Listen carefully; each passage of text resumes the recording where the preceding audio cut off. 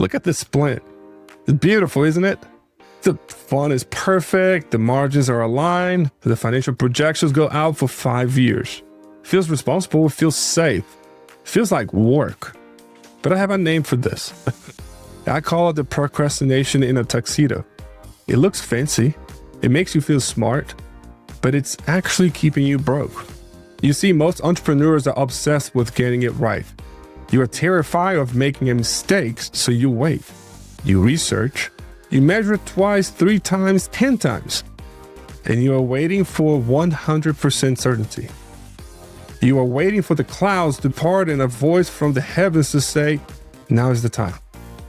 But while you are waiting for perfect conditions, someone else, someone with a messy plan and half your IQ, is eating your lunch. Why? Because they understand that speed is life. Today, I'm going to teach you the decision-making framework used by the Marine Corps and the high-level CEOs to move fast in chaos. And it's called the 70% rule. And once you learn it, you'll never get stuck in analysis paralysis again. I'm Johnny Terra, and this is Go Make a Dollar.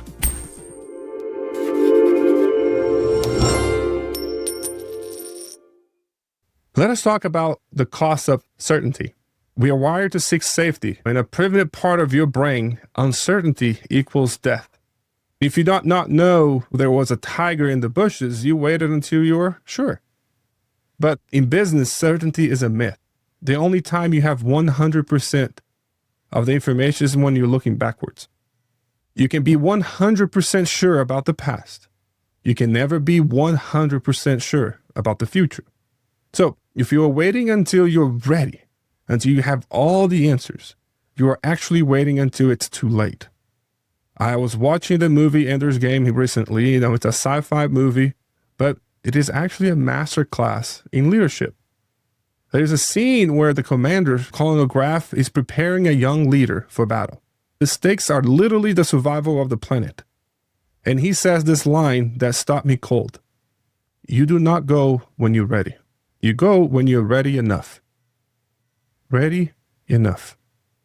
That's the standard. If you wait until you are fully ready, the opportunity is gone. I learned this lesson the hard way back in 2012. I had just graduated college. I had a job offer at a top accounting firm, but I had zero money and no car. Now, the perfect plan, the 100% plan was obvious. Step 1, save money for 3 months. Step 2, buy a reliable car. And step 3, get insurance. Step 4, start the job. That's logical. And it's safe. This is what a quote-unquote a smart person does. But I did not have 3 months. I had rent due in 30 days. I had to make a choice. Do I wait for perfection and lose the job? Or do I embrace the chaos? I chose the chaos. I looked at Google Maps. My office was 12 blocks away. In a Texas summer, 12 blocks is not a walk. It's a sauna. It's 100 degrees in dry heat. So I developed a 70% solution. It was not pretty. Put my dress shoes in a mesh laundry bag. I put my beat up tennis shoes and I walked. I show up to work sweating. I had to sneak in the back door. I had to change my shoes on the concrete steps before my boss saw me. It was messy. It was undignified. It was definitely not the perfect plan. But here's what happened. It was effective.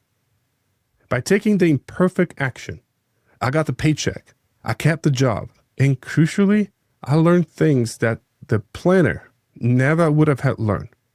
I learned which streets had shade. I learned exactly how long the walk took. I learned that my coworkers respected my hustle more than they judged my shoes. Moving fast gave me data. Staying home would have given me nothing but a plan. So how do we operationalize this? I do not want you to just guess. I want you to have a trigger for action. We use the 70% rule.